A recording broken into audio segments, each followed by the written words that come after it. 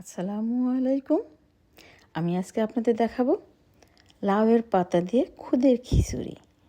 এটা গ্রাম অঞ্চলে অনেকেই খুব পছন্দ করেন, কিন্তু শহর অঞ্চলে তো খুদ পাওয়া যায় না এবং লাউয়ের পাতাও কিনতে পাওয়া যায়, কিন্তু খুদ সেরকমভাবে কিনতে পাওয়া যায় না, জন্য খাওয়া হয় না। কিন্তু এটা অনেক টেস্টি একটা খাবার, তাই আমি আপনাদের সেইটা দেখাই দিচ্ছি। এখানে আমি কিন্তু খুদের চাল নিয়েছি 1 কাপ। আপনাদের দেখাই দিচ্ছি ভালো করে। এই চালটা কিন্তু খুব সুন্দর করে ঝেড়ে বেছে নেবেন, নাহলে কিন্তু ক্যাচ ক্যাচ করে, একটু পাথর কিচকিচ করে। আর এই সেই লাউ, তা আমি প্রথমে এখানে দিয়ে দিচ্ছি ওই খুদের মধ্যে ডাউল দিয়ে দিলাম 1/2 কাপ।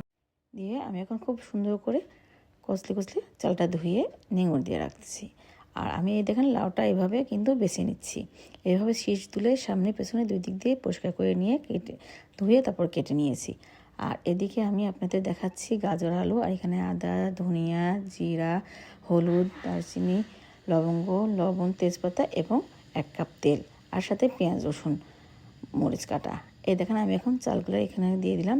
দিয়ে আমি এখন সব মশলাগুলো এর মধ্যে ঢেলে দিচ্ছি। তারপর এখানে সেই কুচি কুচি করে কাটা গাজর এবং আলু দিয়ে দিলাম, সাথে তেলটাও দিয়ে দিলাম। দিয়ে এখন আমি সুন্দর করে এটা মশলায় মাখা।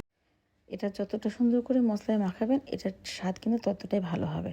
তারপর আমি এই যে কেটে রাখা, দেখেন আমি কিভাবে কাটছি, ধুয়ে কেটে রাখা লাউয়ের পাতাগুলো দিয়ে দিচ্ছি। পাতাগুলো কিন্তু একটু বেশি পরিমাণ হলে বেশি স্বাদ লাগে।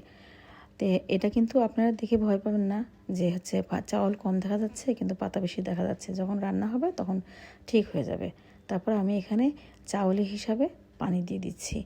মানে আপনার কিন্তু লাউয়ের সিদ্ধর জন্য পানি লাগবে না, লাউয়ের পাতা থেকে আরও পানি বের হবে। এই দেখেন আমি এই জন্যে যেরকম চাল সেই হিসাবে আমি পানি দিয়েছি।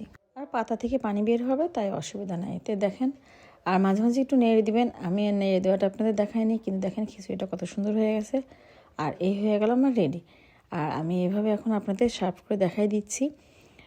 দেখতে কতটা সুন্দর হয়েছে এবং এটা খেতেও অনেকটা টেস্টি। এখানে আমি সরষের তেল, ঘি দুটোই দিয়েছি। আপনাদের যার যেটা ভালো লাগে আপনারা সেটা দিয়ে খাবেন। এই জন্য দেখাচ্ছি বেগুনের চাক আর ইলিশ মাছ দিয়ে।